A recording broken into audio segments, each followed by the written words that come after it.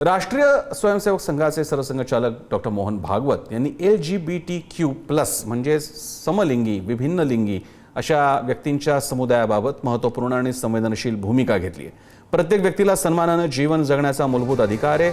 LGBTQ ही या व्यक्ती निसर्गतःच तशा असतात किंवा आपली ही ओळख ते नंतर स्वीकारतात, या बाबतीत कोणीच काही करू शकत नाही आणि त्यामुळे त्यांना समाजात योग्य ते स्थान मिळायला हवं। त्यांच्याशी भेदभाव करणं किंवा त्यांना कमी लेखणं योग्य नाही, असं मोहन भागवत म्हणाले।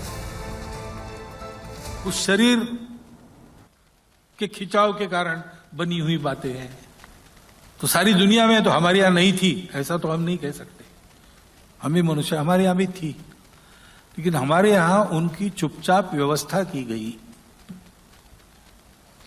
हमारे यहाँ कहा गया कि ये है और कुछ क्यूरेबल है, वो क्योर होगा, जो नहीं है वो भी मनुष्य है, उनको भी जीने का अधिकार है। उनको समाज से अलग थलग नहीं करते, समाज जीवन के एक विराट व्यापार में उनके लिए भी एक व्यवस्था है, उनको हीन भाव से मत देखो।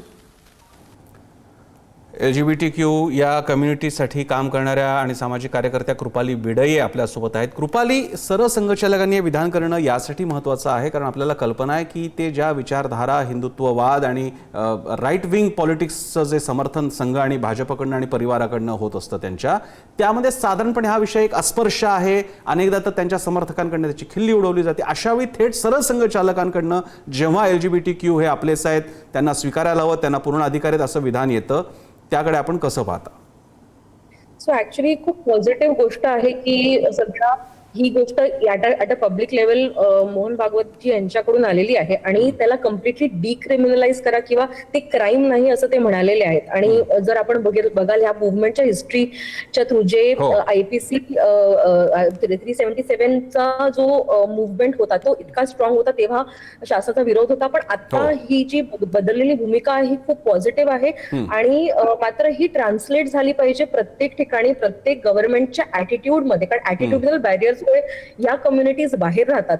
पण हे जर वाक्य RSSच्या इतक्या या लेवलवरून आलेलं आहे तर मला होप वाटतं आहे की कुठेतरी ह्याचा एक चांगला प्रभाव इतर कम्युनिटीज वरती आणि लोकांवरती पडेल आणि लोकांनी जर हे मानलं आणि हे समजलं तर ते समावेशन सुंदर पद्धतीने होऊ शकेल। धन्यवाद कृपाली, आपण सविस्तर प्रतिक्रिया दिली। आपण या संदर्भात जी माहिती दिलेली आहे या LGBTQ संदर्भात, ज्यामुळे आपल्याला हे लक्षात येऊ शकतं की हा विषय आता सरसंघचालकांकडून सुद्धा किती महत्त्वपूर्ण मानला गेलेला आहे। धन्यवाद तुम्ही दिलेल्या माहिती।